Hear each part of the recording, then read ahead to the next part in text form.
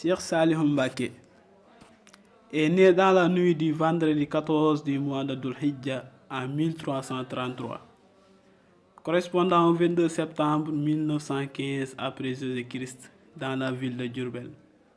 L'un des deux parents généraux, Cheikhoul Khadim, intitulé de savoir, et la juste dame, Sokhna Fatima Diakhaté, fils de Cheikh Modou Aïssa Diakhaté. Connu comme pieux et juste, Cheikhoul Khadim a écrit son nom Al-Salih dans un document qu'il a remis à Cheikh Mouhamadoul Amin Diop et sa commande.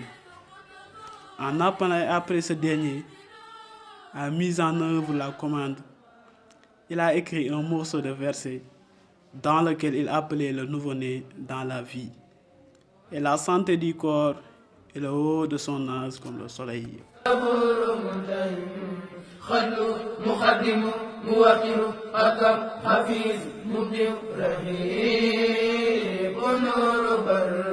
خفور ماجد المجيد المقتدر